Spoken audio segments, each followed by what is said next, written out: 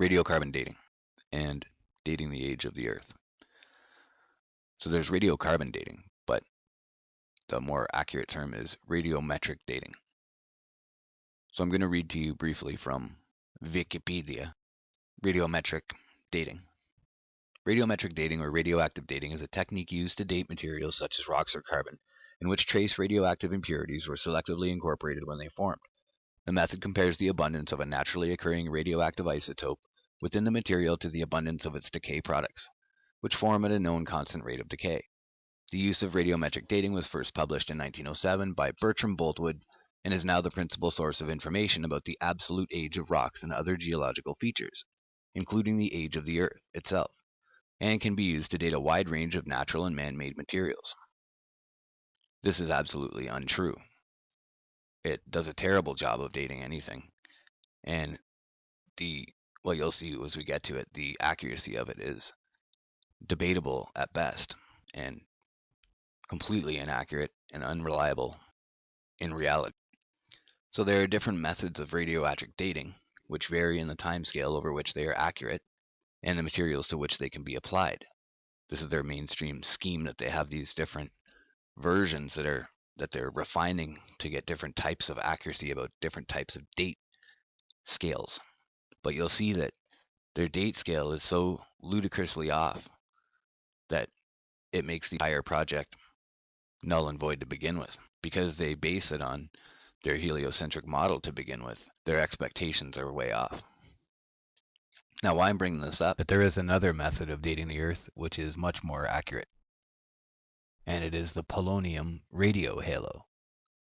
So we're going to get a little bit into that, and I'm going to show you why we know for sure that it is real, that it worked, that it proved the original age of the Earth to be young, and I'm going to show you how science colluded to make sure that nobody ever heard of it, and that creationism and even the possibility of Earth being formed in that way was kept out of the mainstream and out of schools and out of the public eye, and was laughed at and refuted, that it was a conspiracy to cover up this evidence. Here at Dinosaur National Monument, there's a sign that says these dinosaur bones are 145 million years old, the so-called Jurassic era. But we know that can't really be true at all. Remembering our early results on the coalified wood, there we found the collapse of geologic time. The Eocene, the Cretaceous, the Jurassic, and the Triassic, we found were all together only several thousand years ago. The fossil fish in the Eocene, the dinosaurs in the Cretaceous, the Jurassic, and the Triassic, all again collapsed to just several thousand years ago, buried at the time of the worldwide flood. This evidence disputes the whole evolutionary theory of life's origin and development. But some may ask, hasn't science proven dinosaurs lived hundreds of millions of years ago? It's just the opposite, according to the new evidence described by Dr. Andrew Snelling of the Creation Science Foundation of Australia. This May 1995 issue of the journal Science has a picture of a bee enclosed in amber. It's similar to the bee in the specimen of Dominican amber that we have here. Geologists think that both specimens are between 25 and 40 million years old. And now that's a big problem for them, because they have now extracted from the abdomen of the bee bacteria, live bacteria. This result supports earlier findings of over 1,000 types of bacteria from other insects, some that date with the dinosaurs. Until now, many evolutionists thought those findings were due to laboratory contamination. They just couldn't believe bacteria could survive for tens or hundreds of millions of years. But this new result, coming after 4 years of careful analysis, rules out laboratory contamination. As a scientist, the reason why I believe the bacteria were found in the bee in the Dominican amber and in other fossils previously of the same age as the dinosaurs is because they're really all quite young. These have to be the result of being encased and buried in a worldwide flood, a catastrophic flood only several thousand years ago. All this agrees with the evidence for the young age of oil and coal that we've already seen, and clearly is consistent with the view that the varied life forms found in nature originated with the supernatural events of Creation Week only about 6,000 years ago. At this point, many may wonder how this startling summation can be reconciled with the evolutionary view of Earth history. They may ask, do we not know from radiometric dating that Earth's basement rocks, the granites, formed repeatedly at different times and places over billions of years of evolutionary time? And do we not know that using these same methods that the fossils and sedimentary rocks are hundreds of millions of years old? The answer is a clear-cut no to both questions. Neither granites nor fossils have ages stamped on them when they are collected. The ancient radiometric ages that scientists have accepted for so long have never been scientific facts. Factual scientific information is derived from laboratory experiments. Radiometric age dating is really just an arithmetic calculation. It is composed of a laboratory measurement, the amount of lead divided by the amount of uranium. Both of these are ascertained in the laboratory. The other variable is supposedly a constant. It assumes a constant decay rate. The age is then calculated as the product of that constant times the ratio. Only the ratio is measured in the laboratory. If this constant here is really not a constant but a variable, then the age is meaningless, and the radiometric ages are just so much radiometric fiction. Evolution assumes granites formed by slow cooling over billions of years. The time of cooling, or presumed age, is obtained by measuring the present radioactive decay products in the granite, and assuming they accumulated only by slow, constant radioactive decay. Because evolution equates radioactive age with the time of cooling, any evidence showing granites formed rapidly essentially shows their simultaneous creation. Thus, the premise of constant radioactive decay and the inference of great age is invalidated. And indeed, there is scientific evidence for their simultaneous creation. Etched within the granites are beautiful microspheres of coloration produced by the decay of a certain radioactive element known to have only a fleeting existence. Using a simple analogy, Alka-Seltzer bubbles in water can be retained only by rapid freezing. Similarly, the microscopic record of fleeting radioactive decay in the granites is there only because these rocks were instantly created in solid form. If these rocks had formed by slow cooling, as evolution claims, the radioactive traces would have disappeared in the melt without leaving any visible record. This record of instantaneous creation is found in granites worldwide. Moreover, its existence in granites of vastly different radiometric ages shows they were all created at the same time. This collapses the whole foundation of geologic time.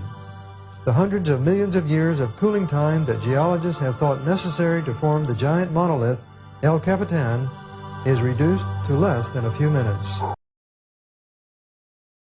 Big Bang cosmology implies, indeed, we have the correct history of the Earth, several billion years, the granites and so forth of the Earth, cooling down over billions of years of time. Here's El Capitan at Yosemite, famous granite. Here's the situation. Suppose that we have something in the rocks today that shows that indeed there's a short half-life type radioactivity that was embedded in the granites.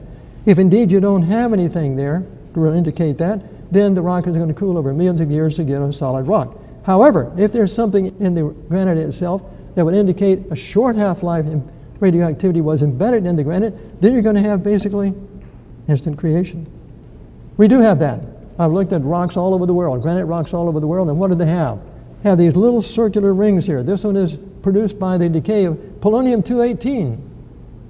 Goes polonium-218, polonium-214, then down to polonium-210. All three alpha decays, the alpha particles go out and discolor the region right around the central speck. So what is interesting here is that the half-life of polonium-218 is only 3 minutes. You've got this embedded in rocks all over the world. Here's a schematic of basically what it looked like and why it's 3 minutes. I'm coming up with a viewpoint then that indeed the God of heaven is actually left in the foundational rocks, indeed proof that indeed you got an instant creation of the granite rocks. Nucleogenesis, polonium helium is in the foundation granites, limit the time period from the actual origin creation of the granites to the foundation rocks being solid, that was only 3 minutes. Now, we all know, of course, that Steven Weinberg says it's 3 minutes is after several billion years, of course, of the Big Bang. Didn't happen that way. Here we have G. Brent Dalrymple receiving a National Medal of Science from President Bush on 3/14/05. Why do I mention him? Because in 1981 there was a trial, a famous trial, Little Rock, Arkansas, concerning the law that had been passed by the state of Arkansas requiring the teaching of creation science in the public schools. Here is Dalrymple's testimony. In Gentry's work, he proposed a very tiny mystery balanced on the other side by an enormous amount of evidence. It's important to know what the answer to that little mystery is. Here's what he says on the witness stand there at the trial. If you have a granitic body, a rock that comes from a melt that contains this mica, mica is this mineral in which the halos are found, it cools down. It takes millions of years for a body like this to cool. That means that's supposedly the origin of the rock there, the El Capitan, so that by the time the body cooled, all the polonium would have decayed. Since it has an extremely short half-life, there would be no polonium in the body to cause the polonium halos. So what Gentry is saying is this is primordial polonium, therefore the granite mass in which it occurs could not have cooled slowly. It had to have been created by fiat. He said on the witness stand. So, what are we going to do after that? The judge actually ruled against the creation law. Why did he do that? Basically because he wanted to show that indeed the actual presence of the radioactive halos in granite rock were not an indication of rapid creation. Very quickly now, the judge, in making a decision about whether this Arkansas law of teaching creation science was valid or not, he says, this is the decision now, he said the 19 Arkansas creation law defined creation science, science that involved, among other things, sudden creation of the universe from nothing.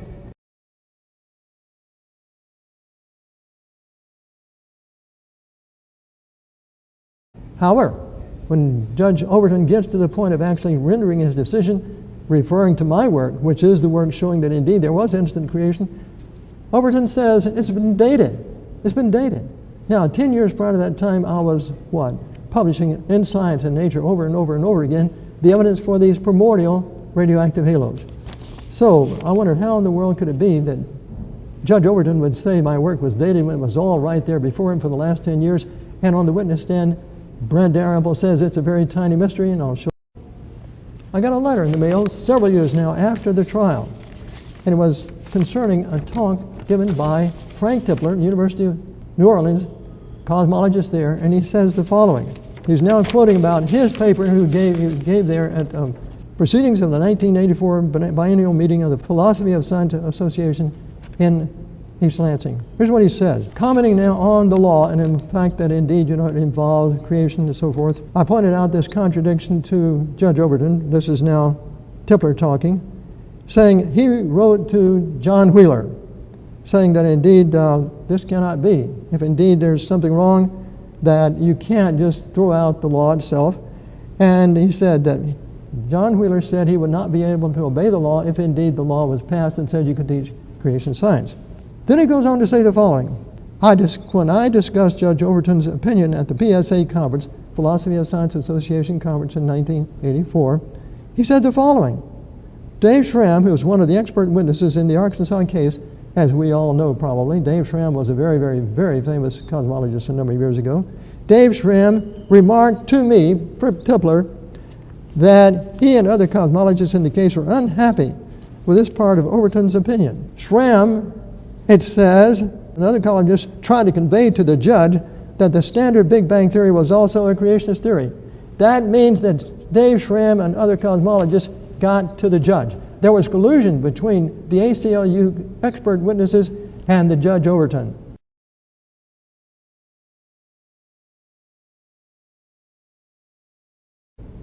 One of the greatest cover-ups in the history of science. If I had known that at the time, I would have gone back to the Attorney General of the state of Arkansas, and guess what? They would have filed suit. Fraud, fraud, fraud, fraud, fraud, fraud.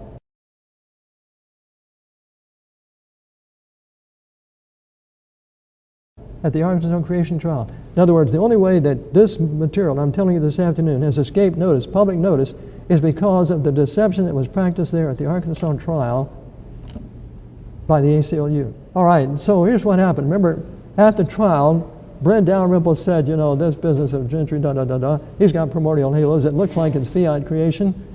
But I don't know for sure. In other words, he didn't convince the judge. Well, the judge was not going to be convinced because, in essence, he was with the ACLU in the trial from the very start of the trial itself. Anyway, this National Center of Science Education letter I have before you here is something that Brent Dalrymple wrote and distributed to every member of the American Geophysical Union, 30,000 or more members, this says 1995. He wrote a similar letter in 1992. What am I bringing this out? Why am I bringing this out? It's because in this letter that Brent Dalrymple wrote, as a fundraising letter, it says the following: the creation science movement is beginning to affect college classes. Members of Genesis Club enter classrooms with disruptive and difficult answering questions. How would you answer a student who claims the presence of polonium? This is now Brent Dalrymple saying in this letter that went out to 30,000 geophysicists, who claims that the presence of polonium halos in granite demonstrate the granite had to have formed suddenly, specially created. He wrote a letter like this in 1992. He was appealing to 30,000 other geoscientists, cosmologists. Help me understand what's going on. These guys in the Genesis clubs are going all over America saying that indeed there's evidence for fiat creation. In other words, I'm telling you something this afternoon that Brent Dalrymple, Medal of Science winner, actually admitted in print twice to 30,000 members of the AGU, and most people don't know anything about it. You're privileged. Throughout the scientific community, they had, in a sense, tolerated me being there at that laboratory saying all these things about the evidence showing that indeed the Earth was formed very, very rapidly, that it's very, very young. A scientist came over from Germany one day and came up to talk to me, and as a result of that, he went back and talked to the chemistry division director. I was in the chemistry division. He went back and told the chemistry division director after he talked to me. He said, you know, if Gentry lived in Russia, he was a German scientist, well known. He said, if Gentry lived in Russia, this is now about 1979 or thereabouts, 78, he would be shot. In other words, if a man such as myself were to go and try to find and publish something in Russia at that particular time, he was saying to the chemistry division director, I would be shot. He said, in Germany, if he were over here doing the work here in Germany, which, you know, I'm the head of a big laboratory myself, if he were here in Germany, he would starve. In other words, nobody, he would not support my work, no one would support my work, regardless of these reports.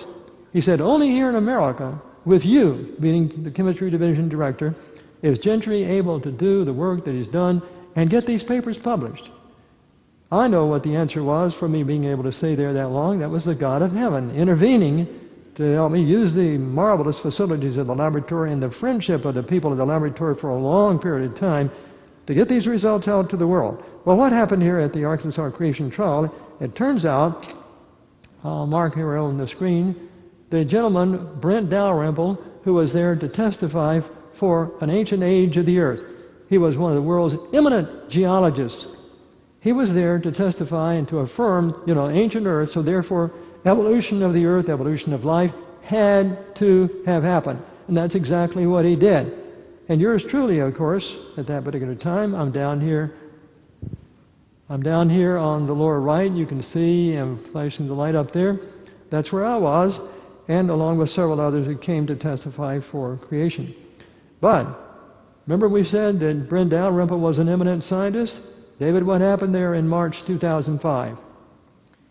In 2005, we see that Brent Dalrymple was given a National Medal of Science from President Bush. And the reason we show this slide is basically just to try to show people that Brent Dalrymple was somebody that, you know, had made a lot of contributions to science and was recognized by President Bush with this medal.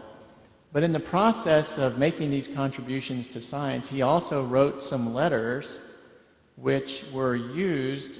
Are they going to be showing next here? Well, we'll be showing those later on. Then. He wrote some letters. We're going to be seeing some of those letters in a minute that actually give an indication of what he feels like is wrong with the Genesis movement, as he calls it.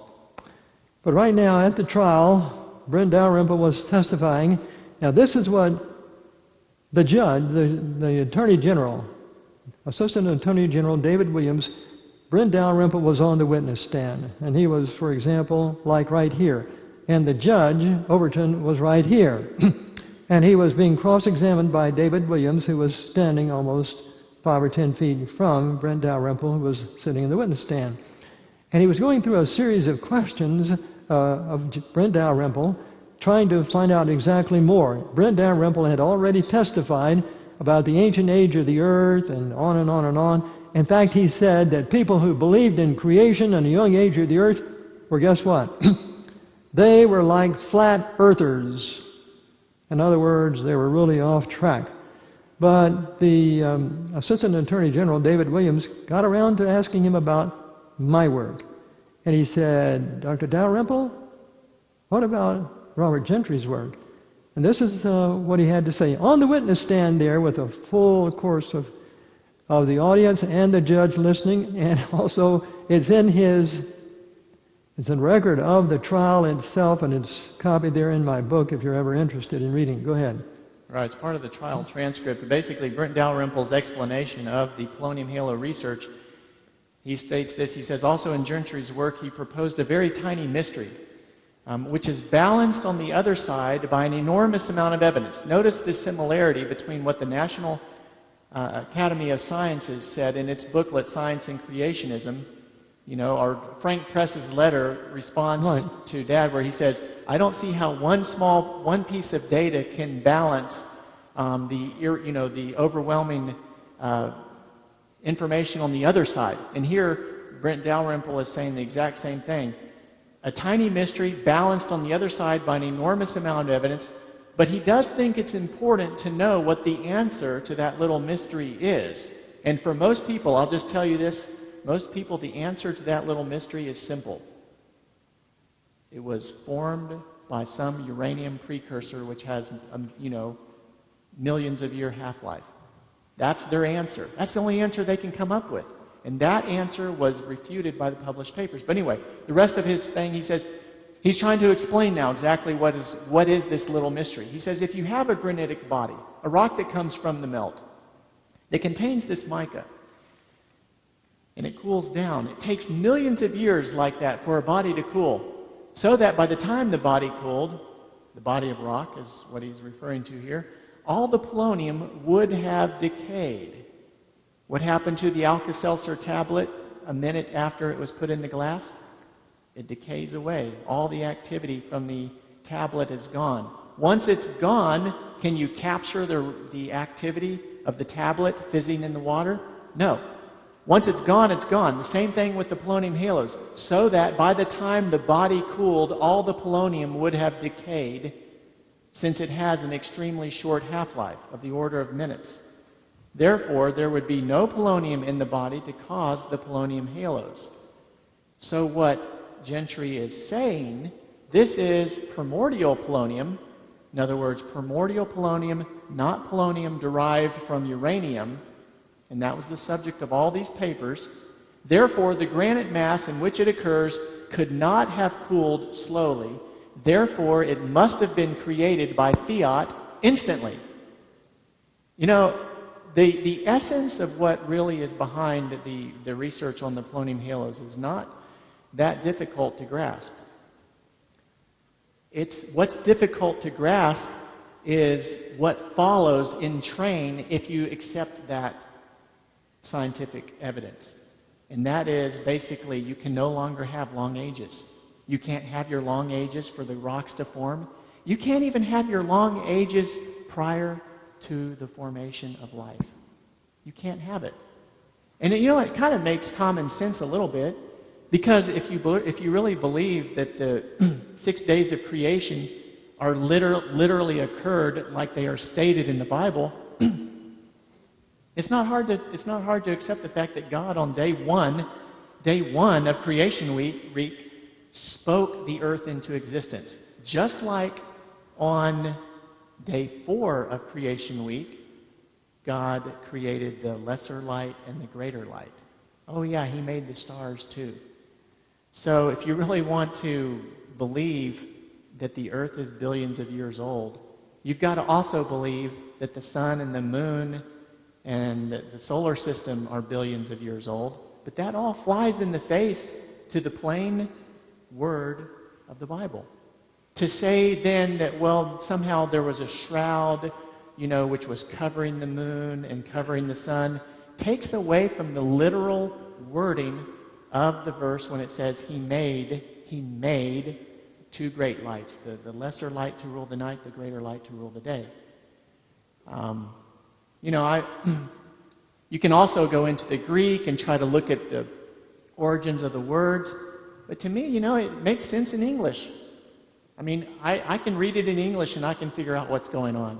I can read the fourth commandment in English, and it says, for in 6 days the Lord made heaven and earth, the sea, and all that in them is. Revelation 14, worship him who made heaven and earth, the sea, and the fountains of waters. It's very simple. God wants to draw our attention to the fact that he is the creator. If we take away any of that, we're diluting what the plain word of the Bible is saying, period. Why do we want to do that? David, let's ask this question. This man is an eminent geologist, world-renowned and so forth, and there he is testifying that, and there's a room full of reporters and everything. It got some coverage, but for all practical purposes, the people who were there, the writers and so forth, the reporters who were there, minimized the fact that indeed this evidence was being presented there, something in the rock that formed very, very quickly. You had to have something around it to catch the radiation instantaneously or else you don't get anything.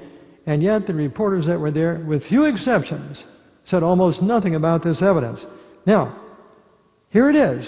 For example, see, the evolutionary theory view is simply that indeed you've got the granite foundation, you've got a molten earth and so forth, and so the granites are forming deep in the earth and slowly cooling.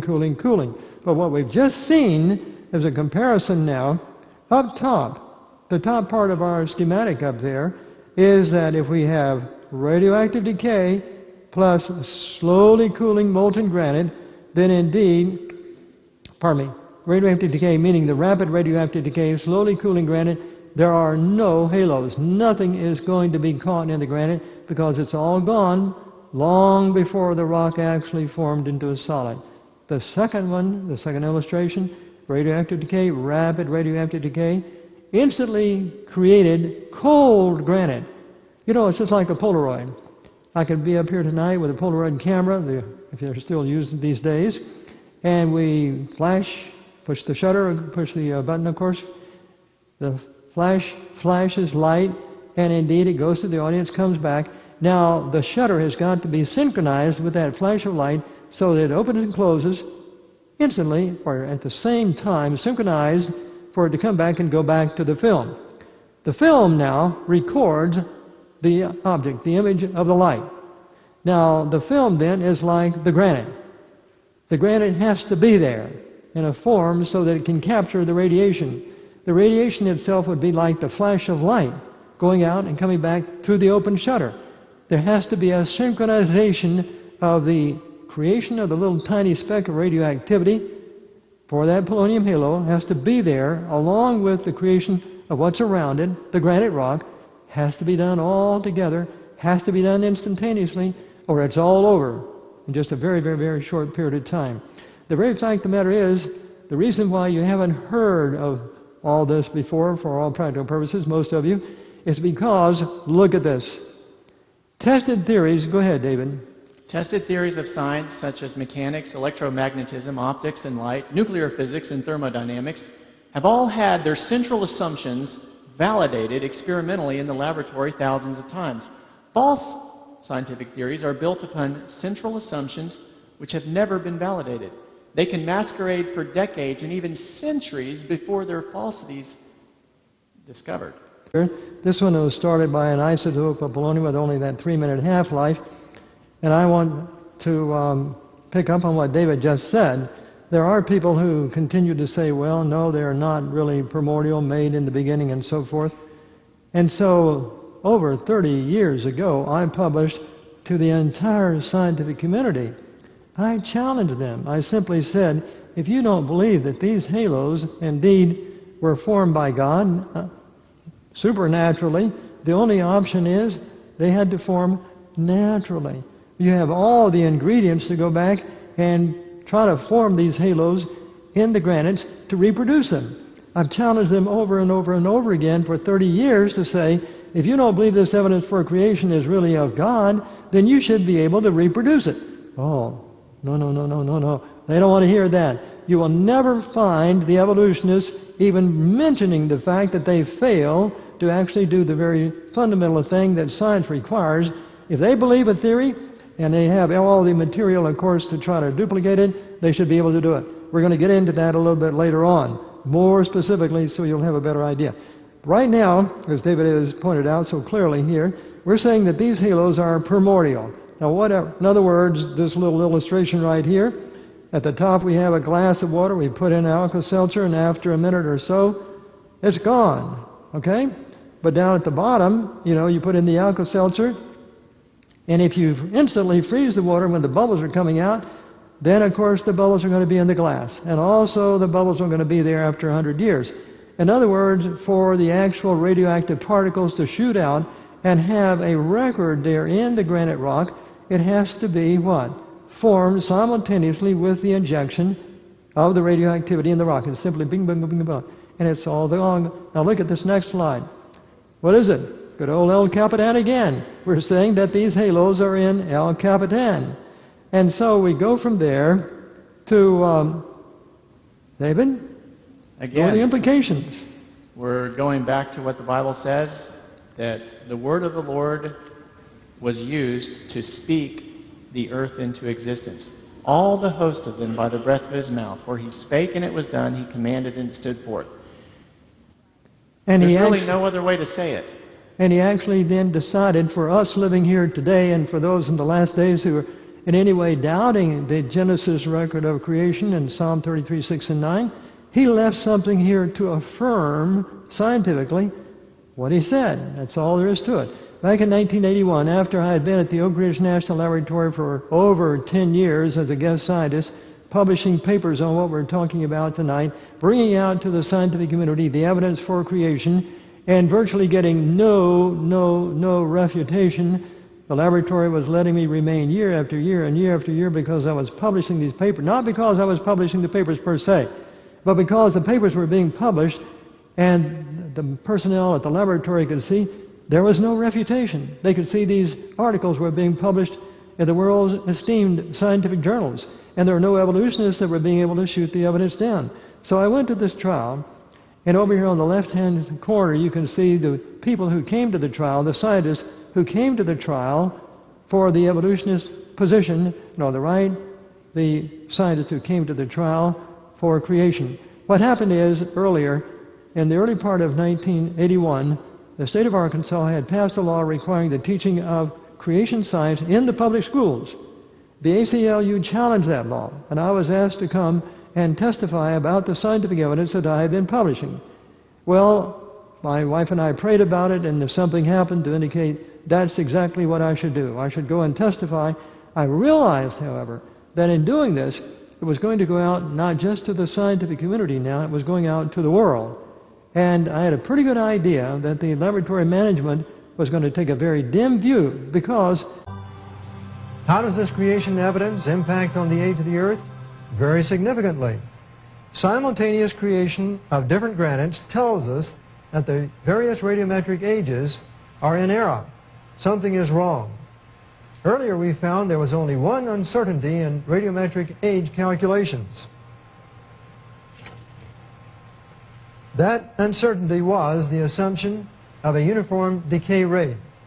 Now we know that there was a change in the decay rate sometime in the past. My view is that indeed at the time of the flood there was a vast change, an increase in the radiometric decay rate. Radioactivity then cannot be used for age dating until after the end of the decay rate change. Any effort to use radioactivity for age dating prior to that time is certainly to end with an erroneous result. Other evidence relating to the decay rate change and a young age of the Earth comes from my studies of granite cores taken from a deep drill hole in New Mexico. In the 1970s, the Department of Energy drilled a deep hole down to around 14,000 feet for the purpose of seeing whether they could extract energy from heat deep in the earth. I obtained samples from depths of 3,148 feet down to over 14,000 feet.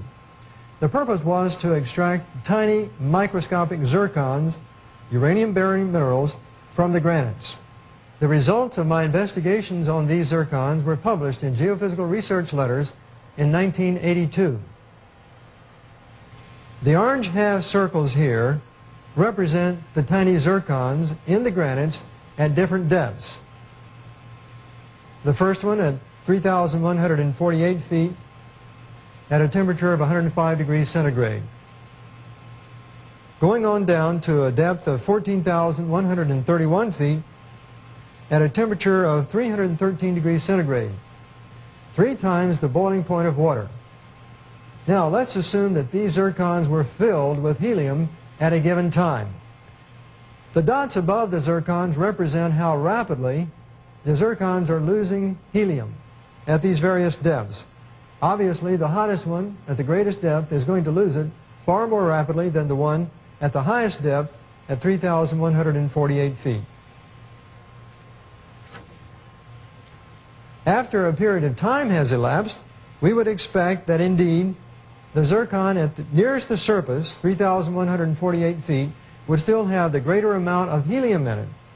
The one at the very lowest depth, at the highest temperature, would now have the smaller amount of helium, very small.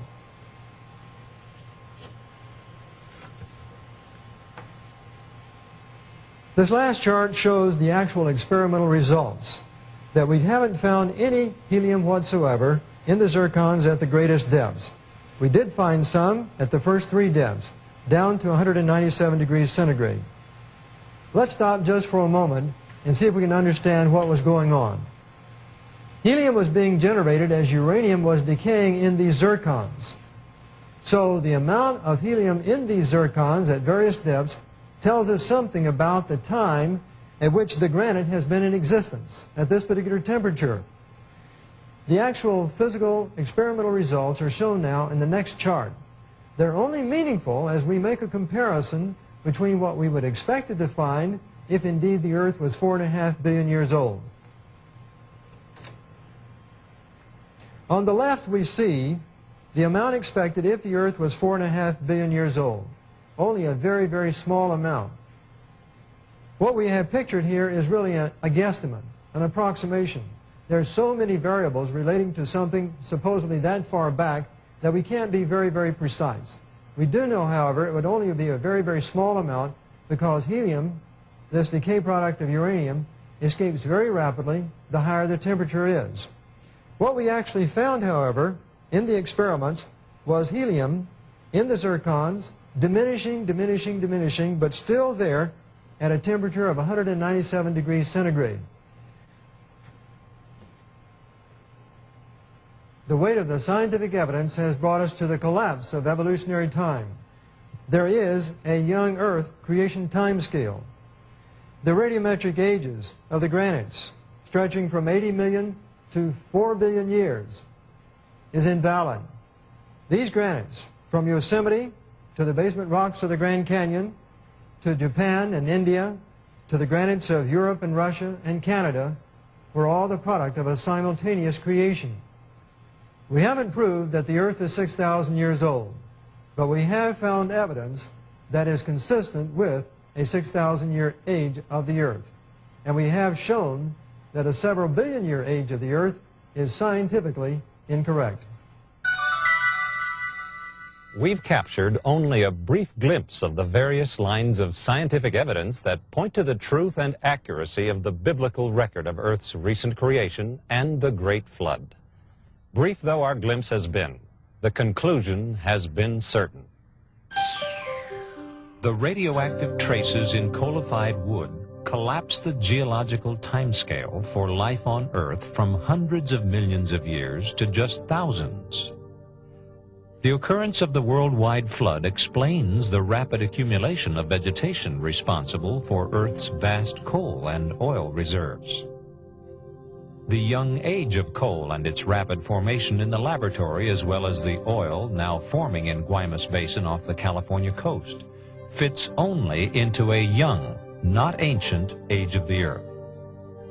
Dinosaurs, their fossils buried in mass graveyards, and their tracks in coal are a mute reminder of the futile attempts of these creatures to escape the rising waters of a worldwide flood.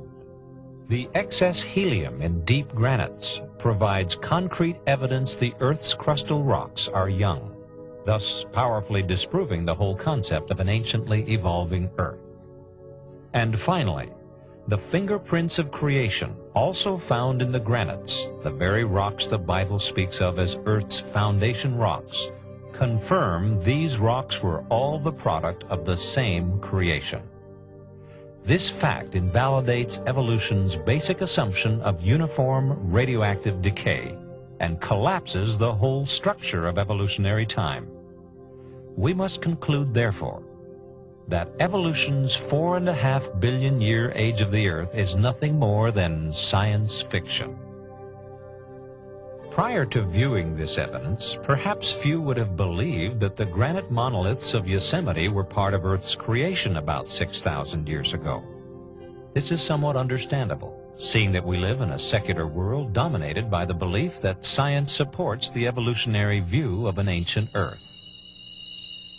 But now that this evidence for creation and a young Earth has exposed evolution's fundamental flaw, we realize there has always been a bridge connecting science with biblical creation. Why didn't we recognize it sooner? It seems we were blinded by the idea we could explain all of Earth history by the natural laws that we now experience. We forgot that God's infinite creative power is far above our limited understanding of the universe and the laws which govern it. So things that fitted into evolution were emphasized, so much so that it seemed natural law really did explain everything. The hard things that couldn't be explained were put on the back burner. We tended to forget them, thinking they would someday be solved. What we failed to admit to ourselves is that many of those hard things were really impossible to explain within the framework of evolution, that they were actually evidence for either creation or a worldwide flood. The evidence presented has given us reason to rethink our beliefs about origins based on valid scientific data. Clearly, the belief system that fits all the scientific facts we presented is the record of creation given in Genesis and repeated by Moses in Exodus 20:11. For in 6 days the Lord made heaven and earth, the sea, and all that in them is, and rested the seventh day.